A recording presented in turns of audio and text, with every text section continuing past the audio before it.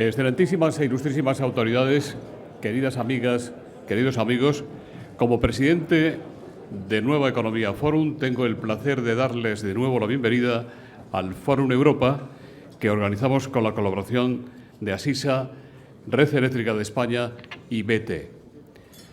Hoy, dentro del ciclo que estamos dedicando a las elecciones del próximo 24 de mayo, tenemos el placer de recibir al secretario general del Partido Socialista Valenciano y candidato a la presidencia de la Generalitat Valenciana, don Ximo Puig, al que va a presentar el candidato del Partido Socialista de Madrid a la presidencia de la Comunidad de nuestra región, don Ángel Gabilondo.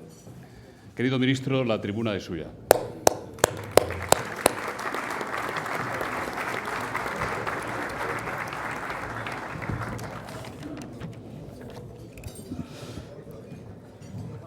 Buenos días. Si tuviera que decir en 3 palabras de qué hemos hablado Ximo y yo, serían estas 3 palabras: de casi todo. Hemos hablado de casi todo. Quizás esto expresa que hay una amistad también, una proximidad, que nos hemos encontrado en muchas ocasiones, pero yo recuerdo muy especialmente nuestras conversaciones sobre la dignificación de las instituciones y de la política, o nuestras conversaciones sobre el lugar y el no lugar de los partidos, o sobre nuestras conversaciones sobre la educación, la universidad.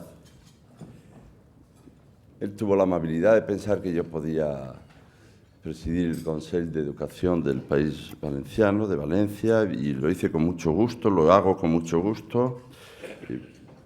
Pude comprobar hasta qué punto para él la educación es determinante, casi la vértebra constitutiva de la sociedad, de la nueva sociedad que él desea. Es un alcalde periodista, un periodista alcalde. Quizá con decir esto ya pueden ustedes ir sacando algunas conclusiones. En política, por ideas y por compromiso. Hay algunos que estiman que para dedicarse a estas menesteres es imprescindible ser de alguna de estas 3 profesiones. Así que ustedes sabrán inmediatamente si reúnen las condiciones. Hay que ser economista o abogado, o licenciado en Derecho, o en Ciencias Políticas. Este es un requisito casi indispensable, pero hoy nos encontramos con alguien que ha trabajado en el periódico Mediterráneo de Castellón, en Radio Popular, en Antena 3 Radio, para finalmente trabajar en la presidencia de la Generalitat, primero como director general de Relaciones Institucionales e Informativas y después como director del gabinete del presidente. Bien sabe Ximo Puig que lo primero y primordial es tratar de resolver los problemas de los ciudadanos. Él siempre diría de los vecinos, de los convecinos, de quienes comparten un espacio y un desafío común. Lo sabe y lo hace, más especialmente desde que en 1995 fue elegido alcalde de Morella, nada menos que de Morella, su Morella. Y fue elegido por mayoría absoluta y reelegido hasta en 4 ocasiones, en el 99, en 2003, en 2007, en 2011. No sé qué hay que hacer para que esto ocurra, pero supongo que lo que hay que hacer es hacerlo bien. Siendo diputado autonómico desde 1999 hasta 2011 y desde entonces diputado en el Congreso por Castellón. Que sea secretario general del PSOE de Valencia desde la primavera de 2012 y responsable de reformas democráticas en la Ejecutiva Federal del PSOE tras el último Congreso, garantiza su competencia para liderar la candidatura a la presidencia de la Generalitat Valenciana, pero algo más decisivo. Es el primer candidato a la Generalitat elegido mediante un proceso de primarias abiertas en el que participaron más de 60.000 valencianos y valencianas. Firmeza y amabilidad. Ya saben que a veces parece que hay que elegir, como si fueran incompatibles. Y a veces parece que hay que o ser alguien entrañable o ser alguien capacitado para ejercer puestos de gestión. No, amable, cordial, próximo y competente. Esta determinación es indispensable para afrontar un cambio de gobierno en su comunidad, un cambio, a mi juicio, imprescindible. No hace falta insistir en eso, es determinante hoy, incluso más allá de la propia comunidad, es determinante incluso hoy para todo nuestro país, para España. Y nos reunimos hoy aquí para ver cuáles son sus posiciones y sus planteamientos para lograrlo. La comunicación es más que una mera transmisión de noticias, es la capacidad de lograr espacios comunes, de formar parte de un proyecto colectivo y de animarnos a formar parte del mismo. Creo que Chimo representa bien lo que es el buen liderazgo. No es el de las arrogancias, sino el de saber acompañar procesos, el de ofrecer horizontes para una sociedad más libre y más justa. Chimo Puig, que ha llegado a ser alcalde, como hemos dicho, de su Morella, lleva dentro lo que debería ser casi una condición fundamental de todo quien tuviera alguna aspiración política. Es llevar dentro la posibilidad de ser alcalde de algo, vecino con vecino, próximo a los problemas reales y efectivos de los ciudadanos. Y hoy se nos presenta con la firme voluntad que deseamos de aglutinar una mayoría para gobernar y presidir la Generalitat Valenciana. Soy muy consciente de su generosidad, lo he visto. Todavía aún me sorprende que yo pudiera ocuparme de asuntos tan valencianos sin serlo, pero esto demuestra muy bien cuál es su mentalidad, su generosidad, la hospitalidad de sus propuestas, siempre en favor de una dimensión social y pública que logre mayores oportunidades con eficiencia y con igualdad. A mí me gusta compartir sus valores. A mí me hace ilusión simplemente ponerme a su lado y verme en esta lucha conjunta. Me gusta. Y me gusta sobre todo porque cada cual, de todos los presentes, estemos donde estemos, nos pongan donde nos pongan los ciudadanos, tenemos la absoluta necesidad y obligación de transformar este estado de cosas y de defender la transparencia y la eficiencia de la gestión y de los servicios públicos. Así que vengo lleno de curiosidad de escuchar a Chimo Puig. Muchas gracias.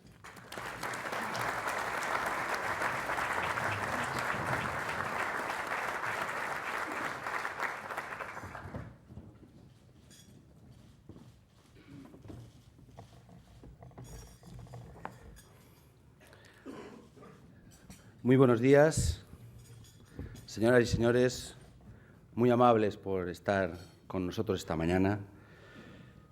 Quiero agradecer en principio a Nueva Economía Forum y a su presidente y a los patrocinadores, por supuesto, la amable invitación que me hacen para estar este rato con ustedes.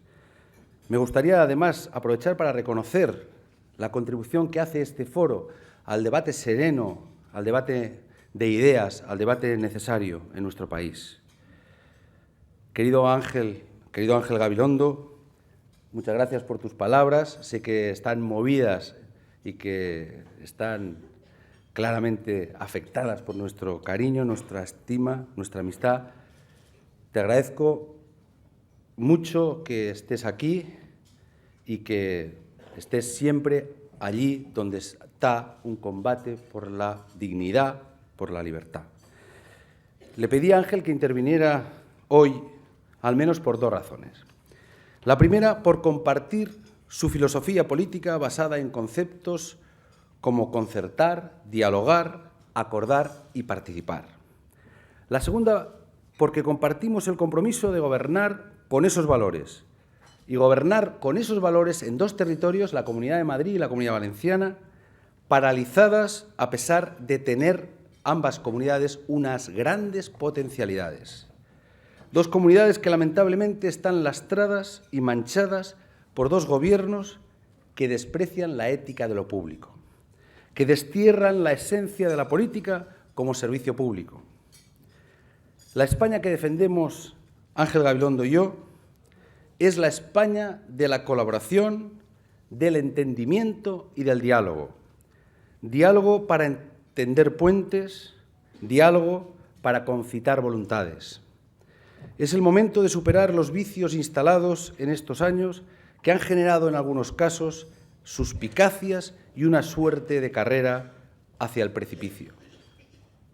Hay que solucionar la situación creada en el ámbito territorial, tender puentes permanentes de lealtad entre las instituciones autonómicas y los poderes centrales. El Estado somos todos, Gobierno central y comunidades autónomas. Mariano Rajoy y su Gobierno deberían entenderlo. España, de alguna manera, es y será, sin duda, federal. Señoras y señores, quisiera empezar con una reflexión previa. La reconstrucción de la Comunidad Valenciana no será posible si no recuperamos la credibilidad de los ciudadanos en las instituciones, si no somos capaces de crear esa nueva convivencia a través de una potente reacción democrática en las urnas y en las instituciones. La corrupción devastadora y desmoralizante que está afectando de forma sistémica a todas las instituciones valencianas seguirá presente, lo digo con toda sinceridad, mientras continúe gobernando el Partido Popular en la Generalitat y en los ayuntamientos valencianos. Es imprescindible, por tanto, una alternativa higiénica para que la agenda de la Generalitat Valenciana deje de ser la agenda de los tribunales.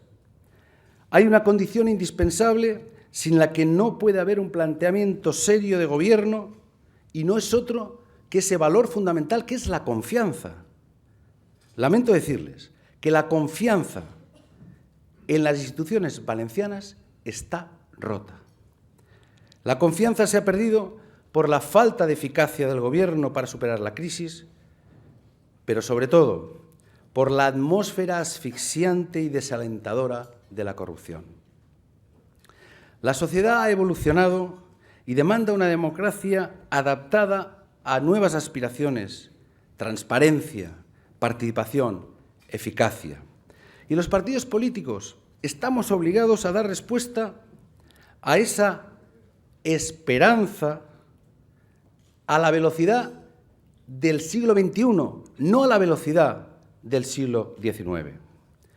Nosotros, los socialistas, hemos entendido el mensaje y hemos reaccionado tomando medidas hacia adentro y hacia afuera, hacia el interior del partido, eligiendo a nuestros líderes con un sistema de primarias abiertas, publicando nuestro patrimonio, las cuentas del partido, todo lo que sea transparente absolutamente nuestra manera de actuar.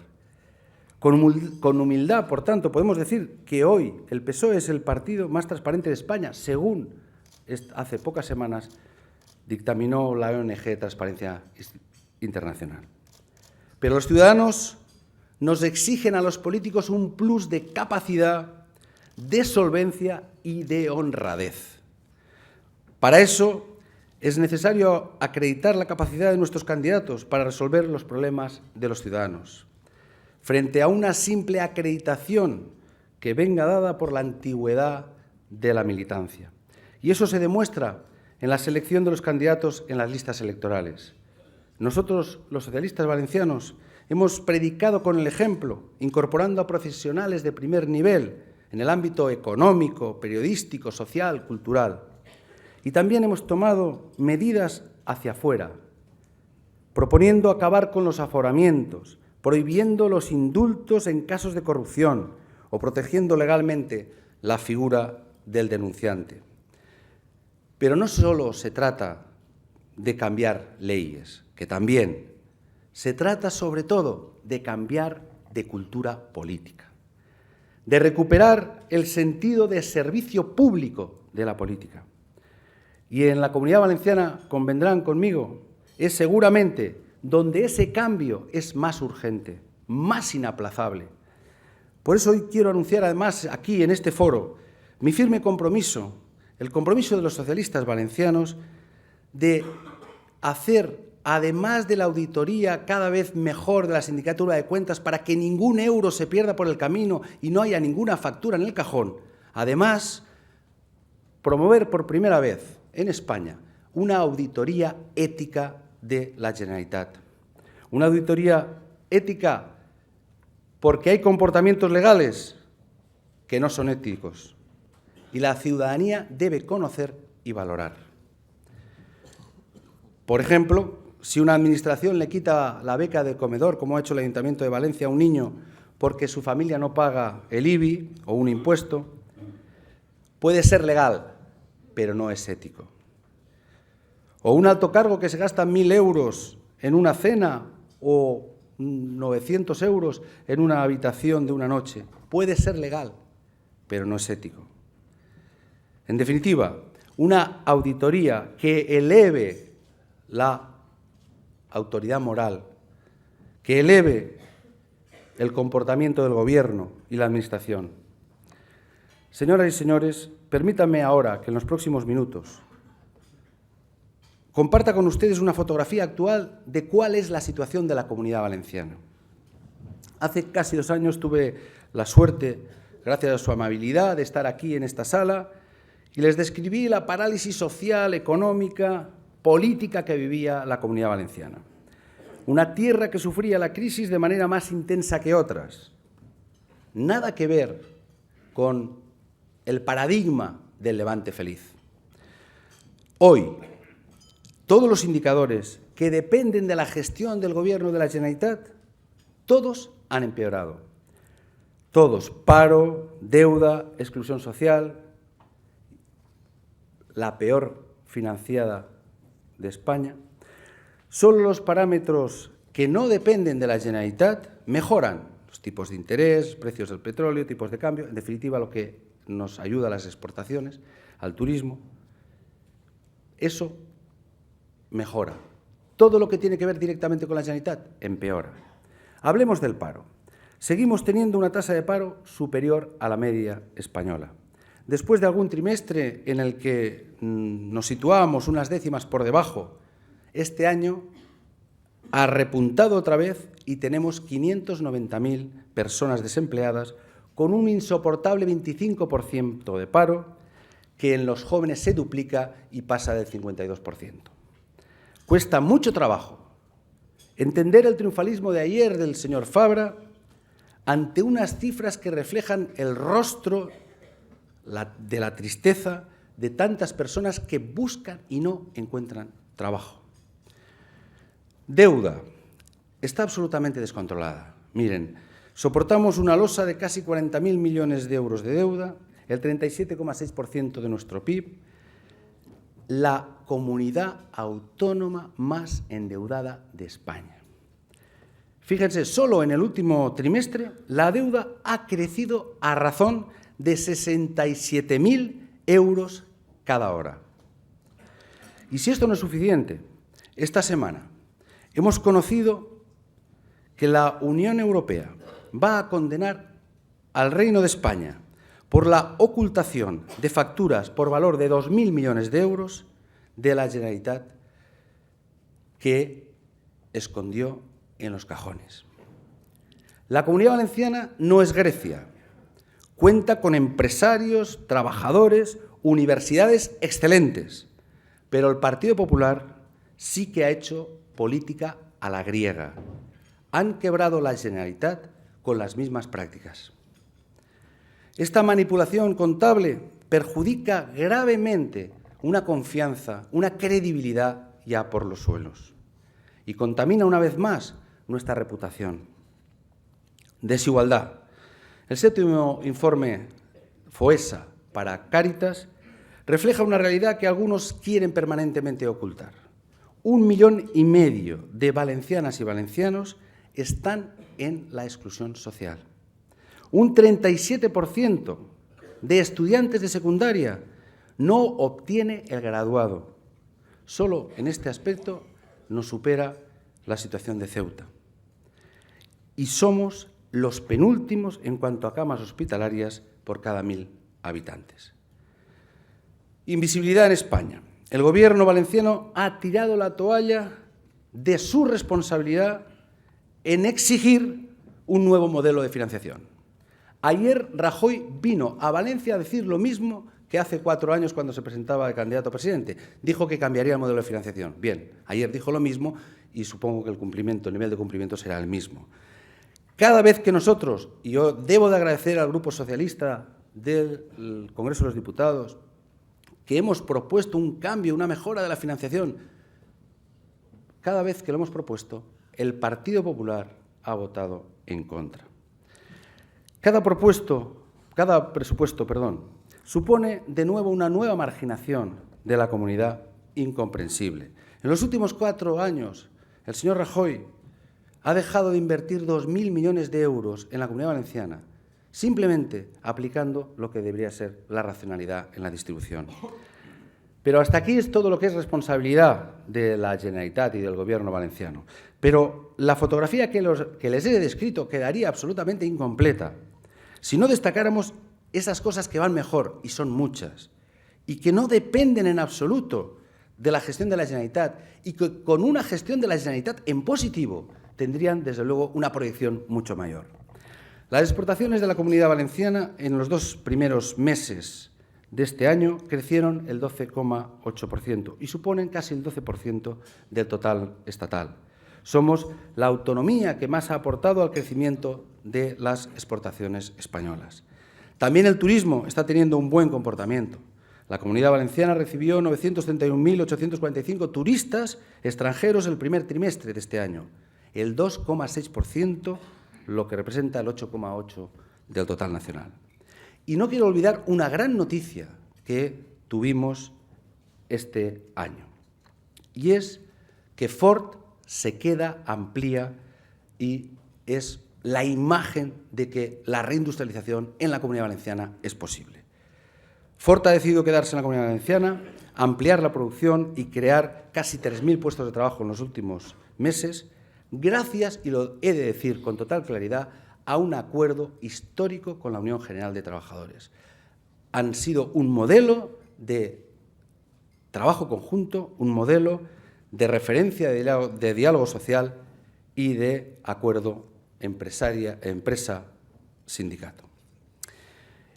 Y gracias también a cuestiones fundamentales de nuestro entorno. Por supuesto, no existe una visión local de la economía, y gracias al cambio de la política a la vez del Banco Central Europeo, la bajada del precio del petróleo y, desde luego, lo he de destacar, el empeño de buenas empresas, de buenos trabajadores, de buenos empresarios que tenemos y que están dando la cara permanentemente en la situación de peor dificultad. Por tanto, desaprovechar esta ventana de oportunidad que se abre ante nosotros es imperdonable. Desaprovechar el talento y el espíritu emprendedor de los valencianos y las valencianas es una terrible irresponsabilidad. Y por eso es imprescindible que haya un nuevo gobierno, pero no es suficiente, deben haber nuevas políticas. Y eso es lo que voy a plantearles brevemente a continuación.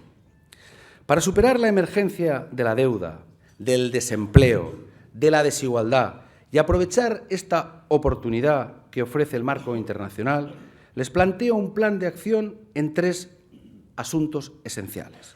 En primer lugar, reformar el modelo económico para crear empleo de calidad. En segundo lugar, garantizar el estado del bienestar, gobierne quien gobierne. Y en tercer lugar, reposicionar la Comunidad Valenciana en España para levantar las hipotecas que nos atenazan. Y este plan de acción se basará en el consenso y el diálogo que propongo a través de los pactos de la Generalitat. Siempre que en España y en la Comunidad Valenciana en particular se han dado pasos cualitativos hacia el futuro, ha sido gracias a grandes acuerdos a los que aquí me refiero. Ya se trate de la transición política, los pactos de la Moncloa en España, o también entre nosotros el pacto del Estatuto de Autonomía. Hoy estamos también en una situación excepcional, una situación de emergencia. Y una situación excepcional exige una respuesta excepcional de toda la sociedad. Y por eso propongo un acuerdo por la Comunidad Valenciana, los pactos de la Generalitat, que impliquen a partidos políticos, sindicatos, empresarios, universidades, sociedad civil. Y permítame que ahora baje un momento al detalle de dichos aspectos fundamentales de este plan de acción que propongo acordar con el conjunto de la Comunidad Valenciana. El primer eje es la reforma del modelo productivo. Quiero trasladarles mi firme compromiso de defender, apoyar y estimular todos los sectores económicos y empresariales. Y cuando digo todos, todos, sin ninguna satanización de ningún sector en concreto. Desde la agricultura, las agriculturas, la industria agroalimentaria, la necesaria reindustrialización, el turismo de excelencia y, por supuesto, también la apuesta por la economía del conocimiento, fundamental para nosotros. El crecimiento económico y el empleo son frutos de numerosos factores, bien es cierto, pero el mayor protagonismo, que a nadie le quepa ninguna duda, corresponde a las empresas. Son las empresas, muchas aquí representadas, las que se arriesgan a apostar por una determinada actividad. Son las empresas las que se enfrentan a la competencia y son las empresas las que crean empleo. Una buena parte de su competitividad depende del nivel y la calidad de muchos de los servicios de infraestructura pública realizada con el esfuerzo de todos. Y, en consecuencia, las empresas deben contribuir con su comportamiento al empleo, a la cohesión social y a los intereses generales de las poblaciones en las que se asientan. Las empresas, los emprendedores son piezas decisivas del sistema económico. ¿Y cuál es, por tanto, el papel que quiero desarrollar en la Generalitat para apoyar a las empresas? En primer lugar, acabaremos con la burocracia innecesaria en la Administración. Si los ciudadanos nos dan su confianza, la Generalitat va a ser una aliada de las empresas y de los trabajadores. En segundo lugar, el Gobierno apoyará a la empresa en sus mejoras competitivas. Nosotros, los socialistas, cuando hay dudas de si la mejor política industrial es la que no existe, decimos que sí, que es necesaria una política industrial, es imprescindible reindustrializar nuestra comunidad. No hay ningún país avanzado del mundo que no tenga una industria potente. Por eso impulsaremos una segunda generación de políticas industriales, como hicimos en una primera fase con los gobiernos socialistas de Joan Lerma. Es habitual a veces escuchar a muchos empresarios quejarse de la dispersión de las políticas de apoyo a la innovación.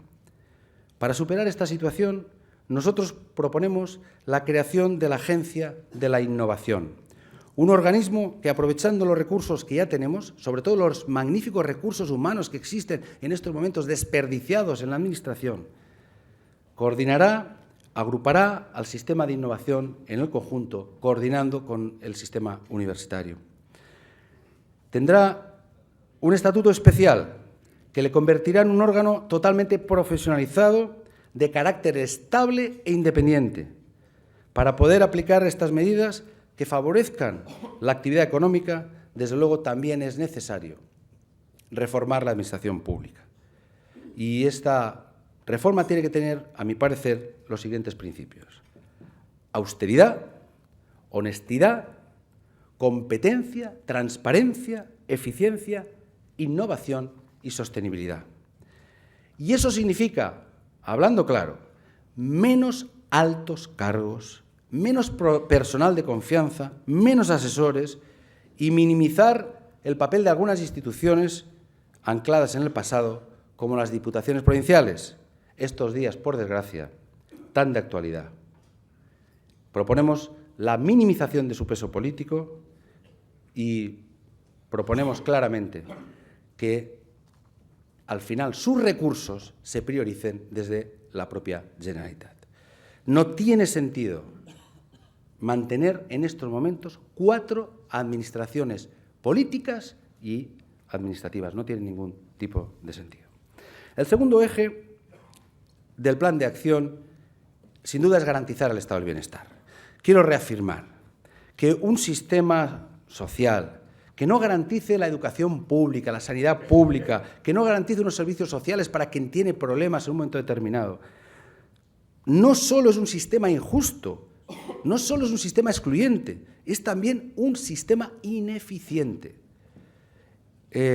Thomas Piketty ha alertado sobre los efectos devastadores que tiene la desigualdad para el potencial de crecimiento y lo ha situado en el propio origen del sistema. Por tanto, es verdad que hay que transformar el sistema. Instituciones nada sospechosas de arrebatos antisistema, como el FMI, el Banco Mundial, la OCDE, están alzando su voz para advertir a los gobiernos de las consecuencias de esta situación de aumento constante de la desigualdad. Ahora más que nunca, por tanto, debemos apostar por garantizar la justicia social, haciendo de la lucha contra la desigualdad el objetivo estratégico de nuestra comunidad. Para ello considero necesario acometer una reforma profunda del estado del bienestar, pero reformar para mantener, reformar no para recortar, reformar para hacerlo más fuerte, más sostenible, más eficiente. Seamos claros, no hay nada más insolidario que nuestro estado del bienestar se convierta en el estado de malestar de nuestros hijos y de nuestras hijas. El estado del bienestar no se puede financiar a crédito. Y para eso vamos a actuar en paralelo en dos direcciones. Primero, creando un programa de urgencia por la igualdad, que abarcará al menos 4 cuestiones. La lucha contra la pobreza infantil, abriendo comedores escolares, priorizando el interés del menor.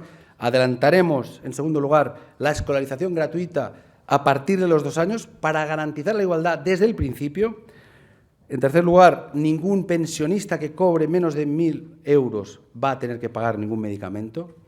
Y en cuarto lugar, paralizaremos los desahucios para personas con bajos niveles de renta, implicando a la Administración en la negociación con los bancos. Y al mismo tiempo, paralelamente, mejorando la gestión y la eficacia en todos los ámbitos del estado del bienestar.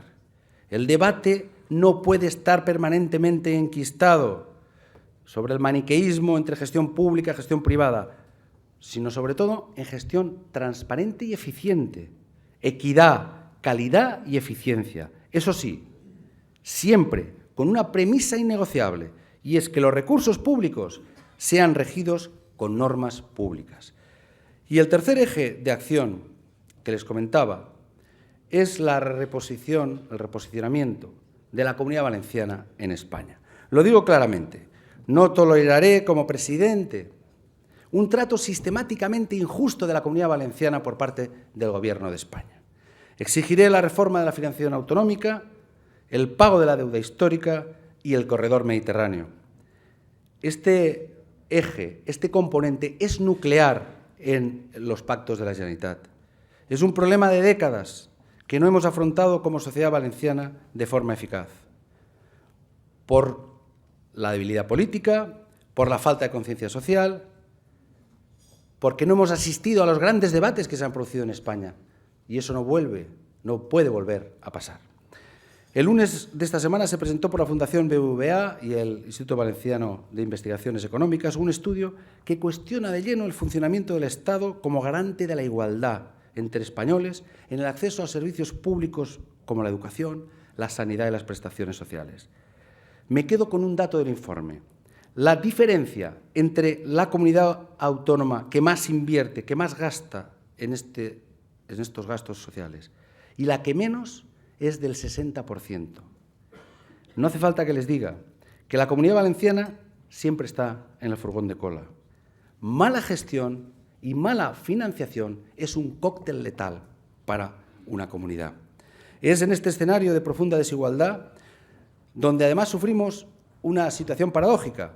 Tenemos una renta per cápita de 12 puntos por debajo de la media de España, una tasa de paro superior a la media de España. Somos líderes en exclusión social y las dos principales palancas de solidaridad que tiene el Estado, la financiación autonómica y las inversiones, discriminan a la Comunidad Valenciana. No me gusta hablar en estos términos, pero somos la única comunidad pobre que paga como rica. Sin atisbo de delirios soberanistas o nacionalistas, los valencianos y las valencianas se preguntan legítimamente, como ciudadanos españoles, ¿por qué estas diferencias tan injustificables? Insisto, no se trata de hacer un alegato victimista, no se trata hoy ni siquiera de buscar culpables, se trata de que la Comunidad Valenciana disponga de los mismos recursos que otras comunidades para atender y financiar los mismos servicios. Se trata de garantizar la igualdad, Se trata de dejar de ser invisibles. Y eso, dejar de ser invisibles los valencianos, la Comunidad Valenciana, será bueno para la Comunidad Valenciana, por supuesto, pero también para España. Permítame, ya para concluir, que comparta con ustedes una reflexión final. Mi objetivo, mi compromiso, mi dedicación plena es llevar a la práctica un programa de gobierno serio, solvente y riguroso para construir una comunidad fuerte que vuelva a ser una de las locomotoras económicas de España. Un programa de gobierno responsable, honesto, leal y solidario con los ciudadanos. Un programa de gobierno modernizador y moralizador, que devuelva la ética a las instituciones y destierre para siempre la corrupción. Un programa socialdemócrata basado en la igualdad, la fraternidad, la libertad, pero también en la eficiencia. La socialdemocracia que ambiciona transformar Europa, anclada esta Europa en un crecimiento sin corazón. Ahora, amigas y amigos, se abre un nuevo tiempo para España y para la Comunidad Valenciana. En una situación política compleja, en una situación inédita en la democracia española. Y en este contexto quiero asegurarles que los socialistas valencianos somos un partido de gobierno. Salimos a ganar estas elecciones porque estamos convencidos que gane el Partido Socialista es lo mejor que le puede pasar a la Comunidad Valenciana. Vamos a situar a nuestra comunidad en el lugar donde le corresponde, entre las regiones más desarrolladas de Europa. Y eso no es una utopía. Mi aspiración es que la Comunidad Valenciana llegue a ser la Finlandia del sur. Estoy absolutamente convencido que desde el trabajo, la ilusión compartida, podremos provocar ese nuevo renacimiento de la Comunidad Valenciana. Que no les quepa ninguna duda, somos un partido de gobierno, pero no haré un gobierno de partido. Este es un proyecto amplio, abierto, en el que cabemos todos. Desde el trabajo, desde la honradez radical, en eso sí, la emoción y la ambición de la Comunidad Valenciana. Estoy seguro que ganaremos el futuro, sobre todo de aquellos que se lo merecen, de aquellos a quienes no les podemos dejar una sociedad peor de la que nos dejaron nuestros padres. Muchas gracias.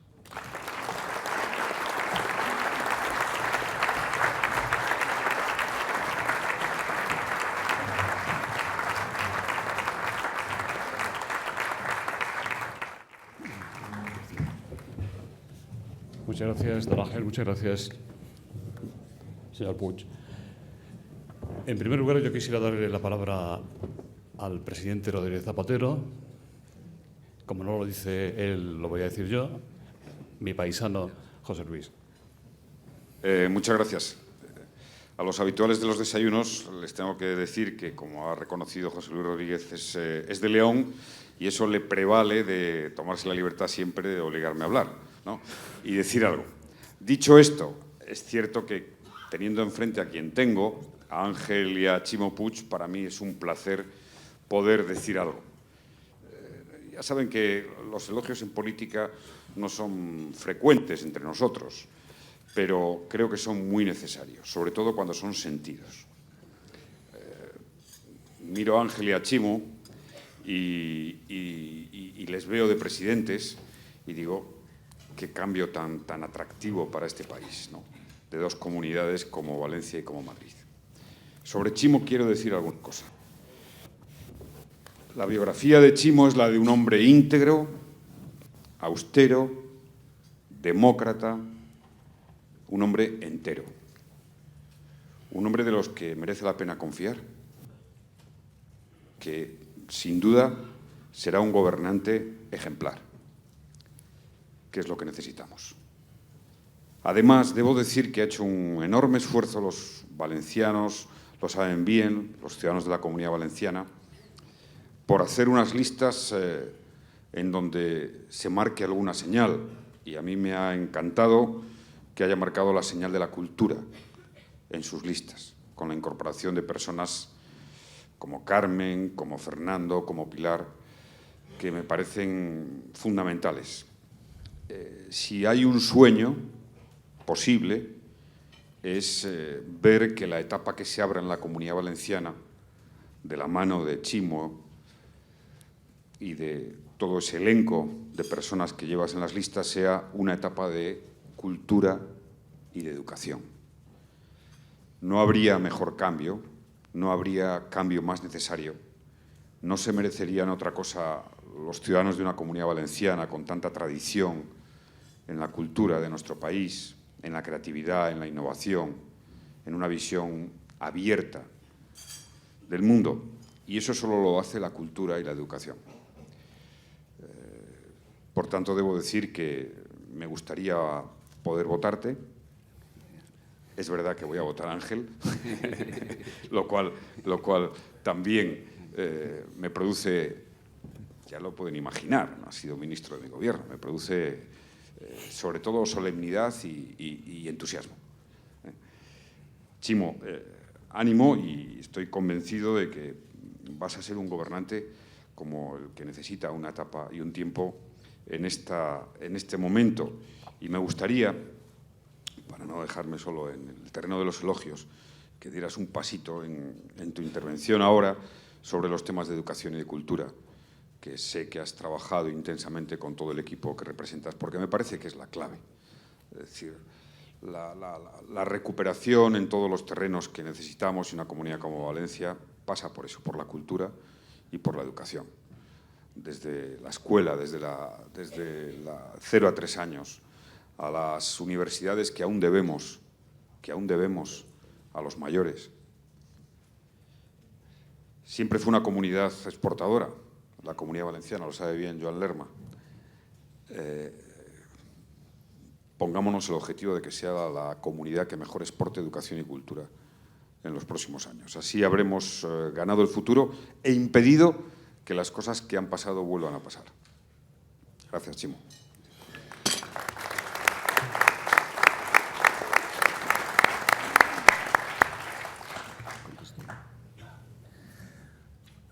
Muchas gracias, presidente. A mí me gustaría simplemente, al acabar mi mandato, poder decir que he sido presidente con la misma dignidad y honradez que lo has sido tú. Efectivamente, la cultura y la educación son un eje fundamental de nuestro proyecto de futuro. Hubo un tiempo ahora que parecía que se nos volvía a poner en la dicotomía de pan o cultura. Y yo digo, pan y cultura. Y la cultura es fundamental para el renacimiento de la Comunidad Valenciana. La cultura entendida de una manera muy amplia. La cultura desde todos los segmentos, desde todas las posibilidades.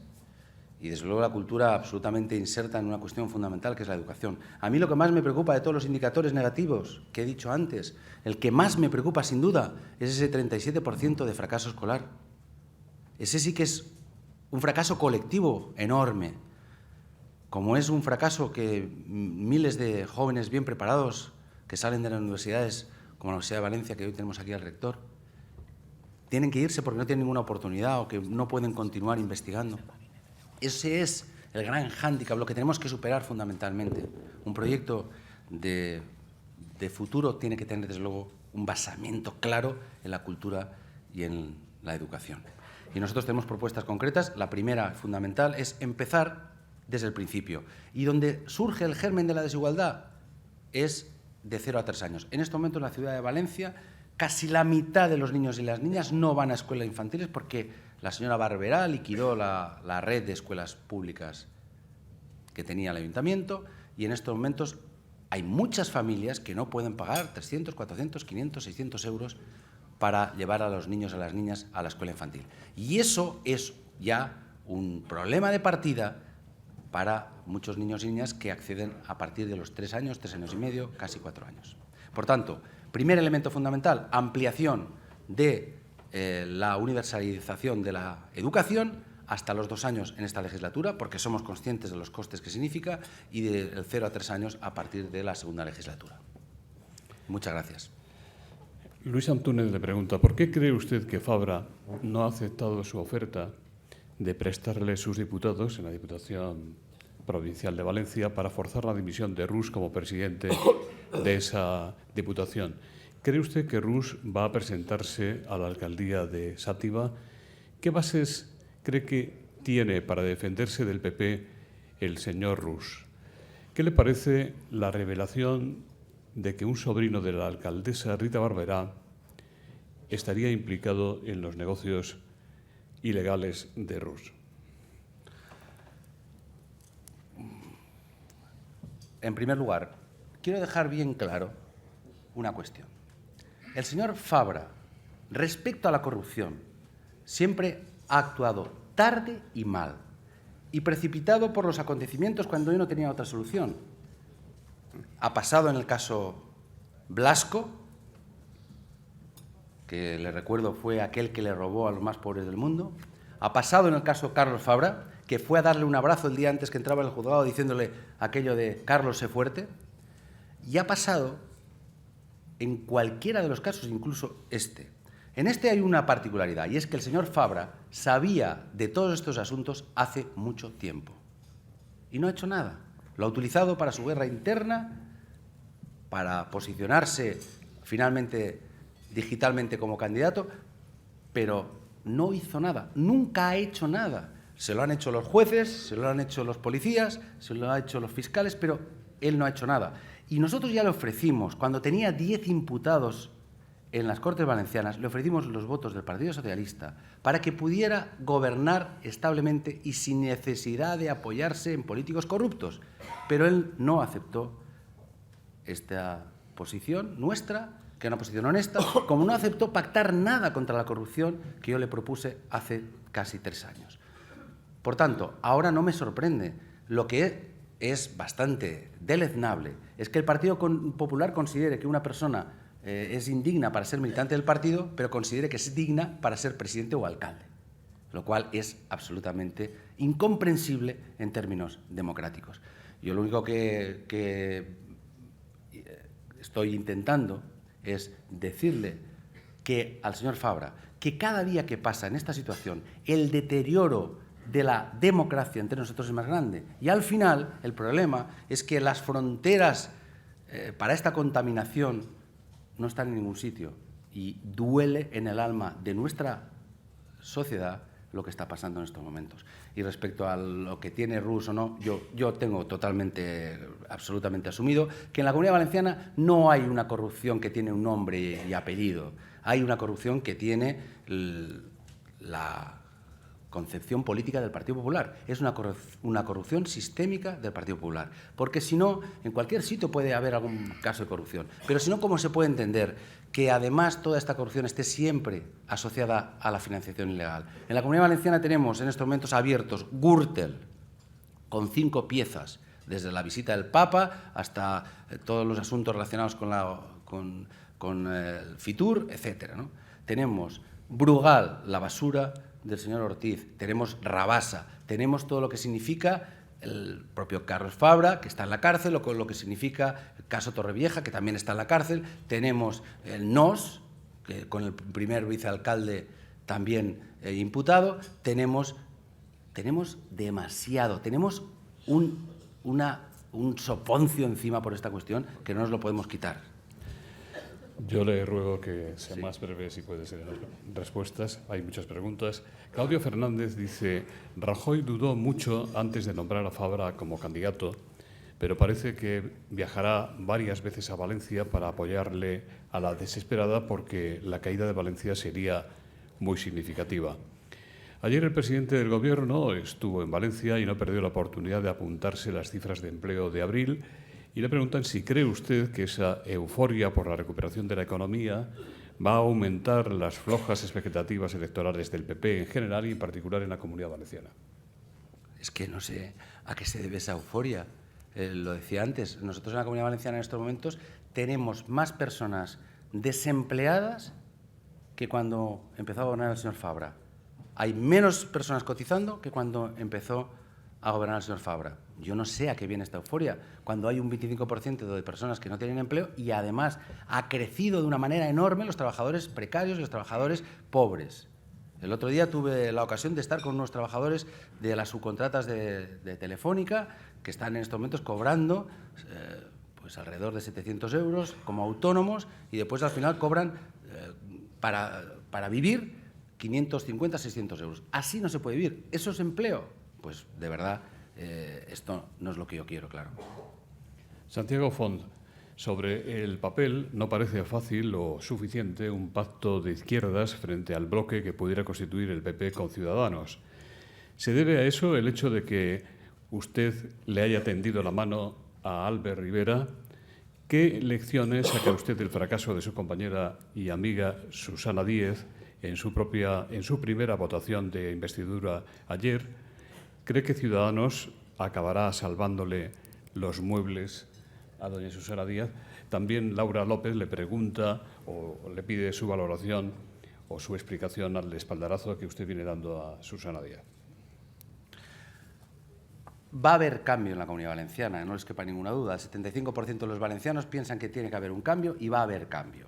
¿Y ese cambio cómo va a ser? Pues yo quiero que sea un cambio seguro, un cambio que de verdad pueda hacer viable la Comunidad Valenciana, que en estos momentos es inviable. Por tanto, en ese sentido, yo lo que he propuesto es un gran pacto de comunidad, como les he dicho anteriormente, pero efectivamente ese cambio pasa porque el Partido Popular deje el Gobierno. Y les digo que es absolutamente imprescindible que pase esto y, desde luego, yo no voy a satanizar a ningún partido. Ya se encargan algunos partidos de satanizar a los demás. Yo creo que tenemos que hablar de propuestas y que con las propuestas vamos a avanzar. Y, desde luego, yo no cierro ningún tipo de acuerdo con nadie, pero les digo una cosa, mi acuerdo es con la sociedad valenciana y yo aspiro no a ser el segundo partido, yo aspiro a ser el primer partido, porque creemos que es lo mejor que le pasaría a la Comunidad Valenciana. Yo sé que hay mucha gente que jamás ha votado al Partido Socialista, que es lo que estoy diciendo yo, sabe que es verdad, que lo mejor que le podría pasar a la Comunidad Valenciana es que el Partido Socialista fuera la primera fuerza y tuviera la capacidad suficiente de generar estos grandes acuerdos necesarios para salir hacia adelante. Por lo demás, desde luego yo tengo gran afecto a Susana Díaz, como lo tengo a muchos compañeros y a muchas compañeras. En este caso creo que Susana ha dado una lección de lo que es el coraje y la capacidad de lanzar hacia adelante una propuesta, y en estos momentos si su fracaso de una votación cabe entenderlo en la situación de que finalmente sería un fracaso del conjunto del Parlamento, que no sería capaz de sacar un presidente o una presidenta. Yo creo que eso se va a solucionar, porque lo que es exigible también a todos los partidos es que finalmente sean capaces de ponerse de acuerdo, y todos tenemos que hacer un esfuerzo para ponernos de acuerdo, pero no podemos haber estado diciendo durante mucho tiempo que había que acabar con las mayorías absolutas y finalmente después, cuando no se producen, no facilitar que haya un funcionamiento democrático adecuado y haya unos gobiernos sólidos. Yo, desde luego, pienso que es bueno este tiempo para la política española, que se va a basar en el diálogo y que hay que asumirlo con absoluta normalidad democrática. España es el único país de Europa, o uno de los pocos, porque Francia también se podría entender, que no hay un gobierno de coalición y no pasa nada. ¿Los restos de países europeos viven una situación de inestabilidad? Pues no. Yo creo que en este momento lo que se trata, de todas maneras, es de dar respuesta a los problemas que tienen los ciudadanos con claridad y con fortaleza. ¿Debería gobernar la lista más votada? En un sistema parlamentario debe votar aquel que sea capaz de concitar el mayor número de diputados posible. Eso es un sistema parlamentario. Ursúa Irastorza, de Radio Nacional de España, y Carlos Pérez, de la agencia EFE, le preguntan: ¿apoya usted la propuesta de Susana Díez de celebrar elecciones a segunda vuelta? ¿La apoyaría para las municipales, autonómicas y generales? Por cierto, aquí también lo está pidiendo doña Esperanza Aguirre. Mire, yo lo que pienso con total sinceridad es que los cambios en los códigos de comportamiento en general no pueden provocarse en función de situaciones coyunturales. Yo creo que sí que es importante que haya una reflexión y un cambio en la ley electoral, pero que tiene que afectar a muchas cosas. Tiene que afectar, desde luego, a abrir las listas. Tenemos que abrir las listas. Tiene que afectar también a la relación entre los representantes y los representados. Debe afectar a los propios niveles de representación. Y creo que ese debate, por supuesto, hay que abrirlo serenamente, y es una propuesta más que debe integrarse en ese debate. Desde luego, lo que no se puede es actuar simplemente a golpe de respuesta de cambio de legislación. Eso pasa lo mismo en el Código Penal, ¿no? Que ya saben ustedes que cuando hay algún tipo de incidente rápidamente se provoca un cambio legislativo. Y yo creo que efectivamente es una buena reflexión que hay que poner encima de la mesa cuando se produzca este debate serio sobre las leyes electorales. Lo que nunca se puede hacer es lo que ha hecho la señora Cospedal en Castilla-La Mancha, de cambiar una ley electoral a beneficio de inventario de quien está gobernando. Eso es una vergüenza democrática, atenta a la calidad democrática y atenta, desde luego, a las reglas del juego de un país decente. Bárbara Ruiz, de Onda Cero, dice: Podemos ha presentado ayer un programa moderado y socialdemócrata. ¿Esto le viene bien al PSOE porque pactar es más fácil o le viene mal porque le va a quitar votos? No puede haber socialdemocracia sin socialdemócratas. ¿Y los de Podemos no son socialdemócratas? Yo creo que dicho está. ¿Usted, señor Puig, le cambiaría a Ciudadanos el apoyo para que ellos tengan la alcaldía de Valencia, por ejemplo, a cambio de que ustedes tengan la comunidad o al revés? La realpolitik es suficientemente complicada como para hablar de política ficción. Laura, cuando quiere ser breve, lo hace usted bordado. Es que me has dicho que tenga que ser breve.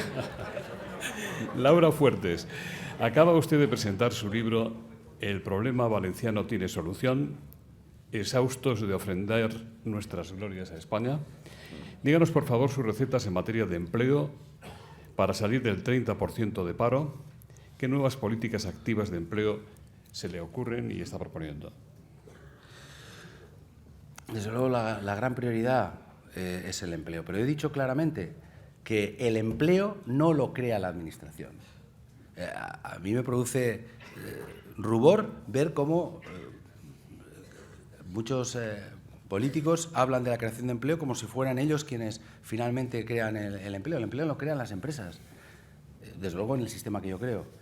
Y, por tanto, lo que tenemos que hacer es ver cómo cambiamos las condiciones de nuestro modelo productivo para que el empleo sea sólido, sea un empleo decente, bien valorado, bien pagado y que finalmente la economía funcione. Y eso, desde luego, no se soluciona con medidas, digamos, de carácter coyuntural o medidas estrellas. Yo quiero que hagamos conjuntamente un diagnóstico en los pactos de la Generalitat con empresarios y con trabajadores y siguiendo modelos de éxito. Hay modelos de éxito en la empresa, en lo que es la negociación salarial y sindical, como he hablado de Ford, pero hay muchos otros aspectos que tenemos que hacerlos conjuntamente. Desde luego, las políticas activas son manifiestamente mejorables. El SERVEF ha tenido que volver, que es el Servicio Valenciano de Empleo, ha tenido que volver centenares de millones de euros a Europa por falta de capacidad de cofinanciación y de actuación, y desde luego yo creo que las políticas de formación hay que cambiarlas profundamente. Nosotros tenemos propuestas para estas cuestiones, pero la propuesta fundamental es la reforma del modelo productivo pactado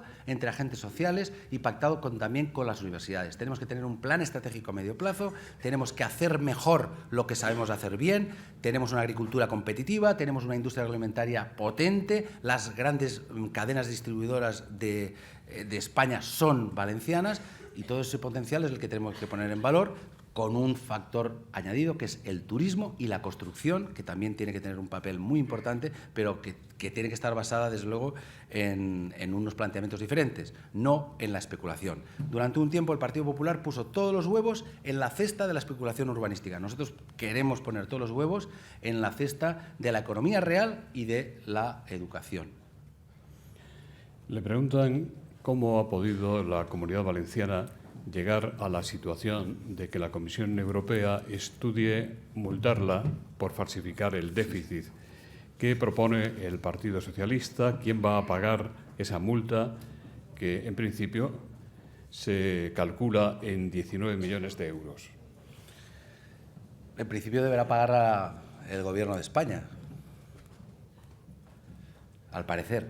Pero en cualquier caso, al margen de quién la va a pagar, quien la va a pagar seguro son los ciudadanos españoles. Eso sin duda.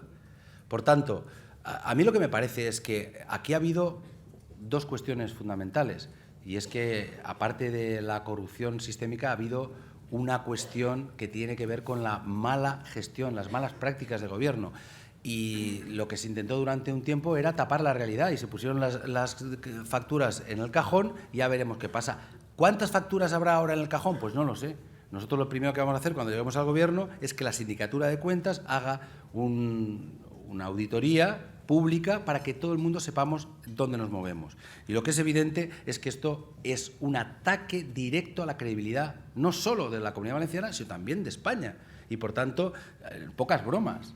Yo creo que esto es una cuestión muy seria. Lo que ha hecho el Gobierno valenciano es lo mismo que hizo el Gobierno griego. Aunque los griegos, la sociedad griega sea diferente y, desde luego, afortunadamente, nosotros tenemos, desde luego, un tejido empresarial bastante más sólido.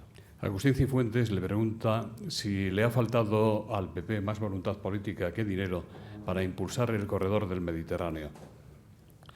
Mire, el corredor mediterráneo no ha sido una prioridad para el Partido Popular. Se consiguió con el anterior gobierno del presidente Zapatero que hubiera una declaración formal, clara y directa de la Unión Europea para priorizar el corredor mediterráneo, y cuando hubo el cambio de gobierno se cambiaron las prioridades. Y yo creo que el problema del corredor mediterráneo no afecta solo a la Comunidad Valenciana, a Murcia, Andalucía, a Cataluña, afecta a España. Y cuando mejor funcione el corredor mediterráneo, mejor funcionará España. Tenga en cuenta que más del 50% de las exportaciones pasan por ese corredor. Por tanto, no es una cuestión de política regional, es una cuestión de política europea. Y yo he encontrado mucha más sensibilidad en la Unión Europea en estos momentos que en el propio Gobierno de España. Teresa Ablat dice: los recortes en la lucha contra la violencia de género, en las políticas de igualdad y el sectarismo respecto a las asociaciones de mujeres han sido enormes en la Generalitat Valenciana. ¿Cuáles serán sus políticas de igualdad? Va a haber política de igualdad. Ahora no hay.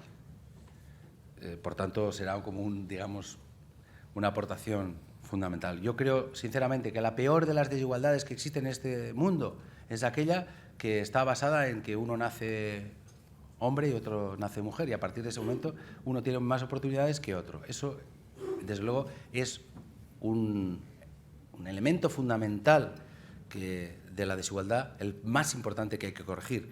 Yo me siento muy próximo a una socialista valenciana que en el año 1921-22 decía que no se podía ser socialista sin ser feminista, y sinceramente es verdad que no se puede ser de verdad demócrata sin ser feminista, sin entender que es fundamental la igualdad entre hombres y mujeres.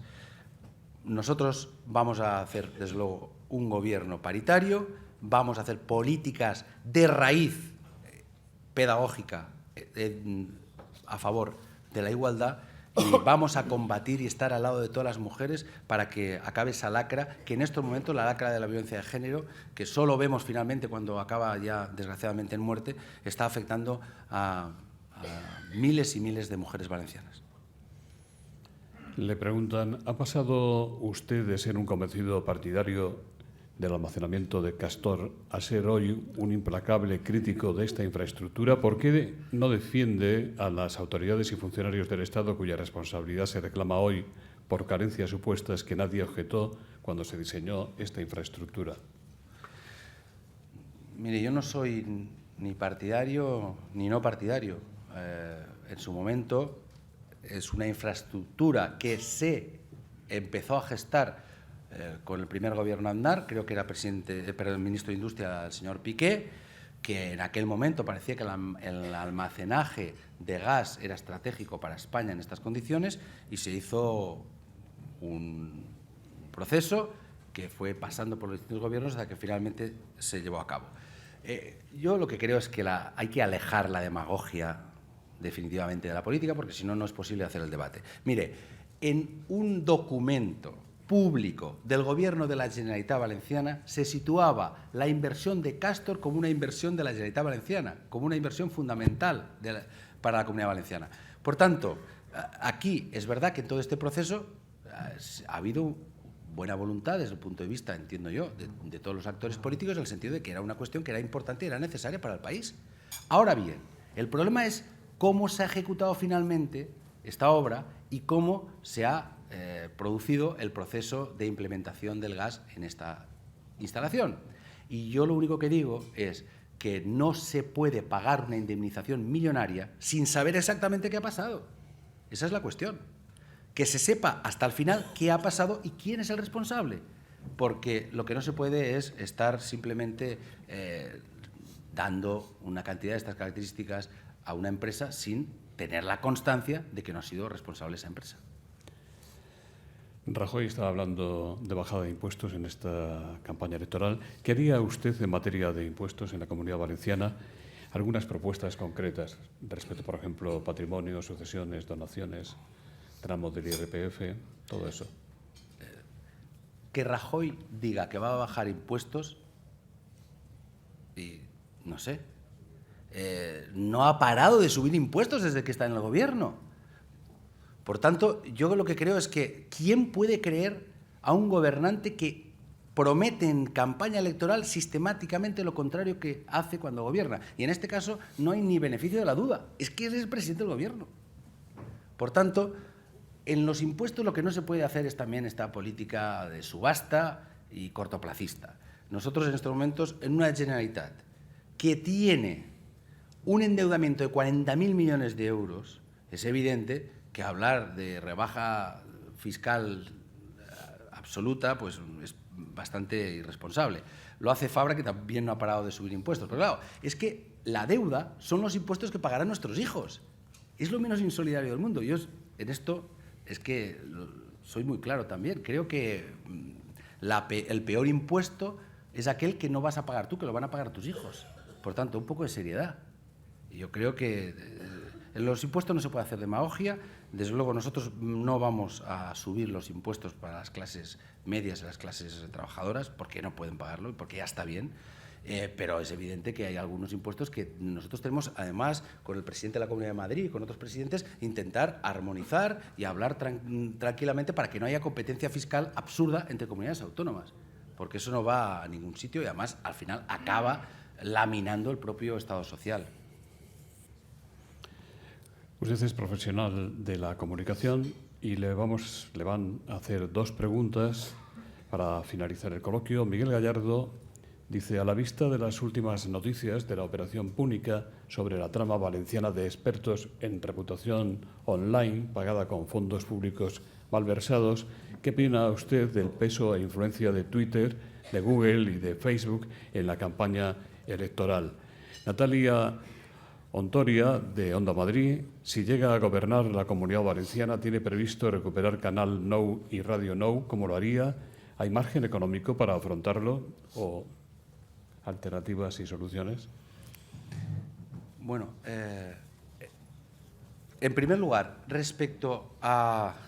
Hay una cuestión, si me permite, respecto a la cuestión fiscal que sí que quería poner encima de la mesa, porque al parecer en estos momentos se está volviendo a mentir directamente como se hizo en la campaña electoral anterior.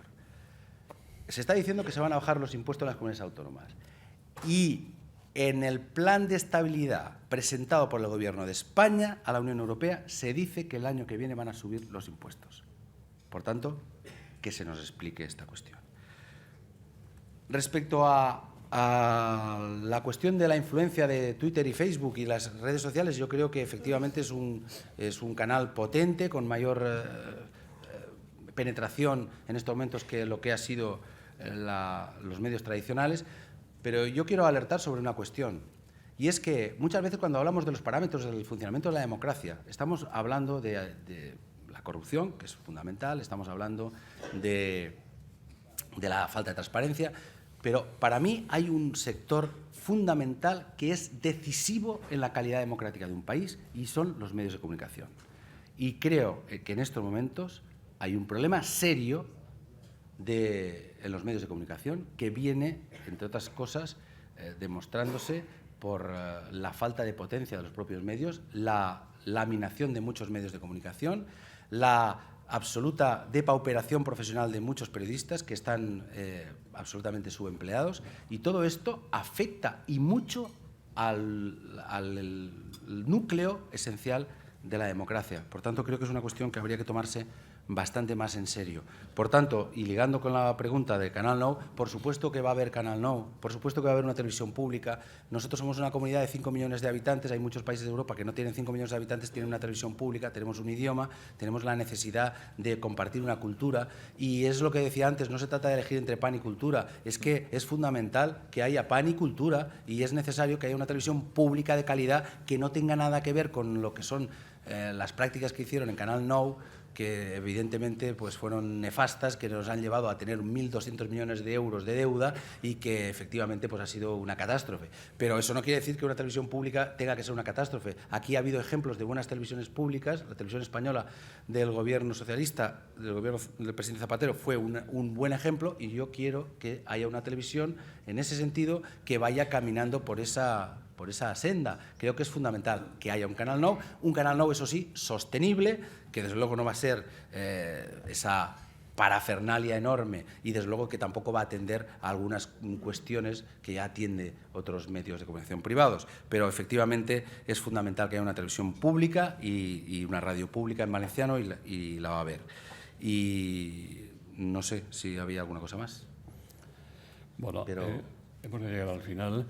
Para despedir el acto, en nombre de Asisa, Red Eléctrica de España y BT, el director regional de esta última en la Comunidad Valenciana nos va a dirigir unas breves. Bueno, buenos días, buen día. Hay muchos valencianos hoy, creo que por aquí, y quisiera agradecer en nombre de los patrocinadores, pues Asisa, Red Eléctrica y BT, por la presencia de los ponentes, don Ángel Gabilondo y don Chimo Puig. Creo que es un honor poder compartir mesa con ustedes, y, por supuesto, a todos los asistentes a esta jornada. Yo simplemente me gustaría remarcar tres ideas que he cogido de don Chimo Puig, que creo que son necesarias para la Comunidad Valenciana, como puede ser la transparencia. Creo que necesitamos unas instituciones valencianas transparentes y que de alguna forma ayuden a esa generación de empleo que comentaba. La infrafinanciación, creo que esto es un tema que viene arrastrando la Comunidad Valenciana desde hace mucho tiempo, y que obviamente pues tenemos que ponernos un poco en la media española para poder tener unos servicios públicos similares.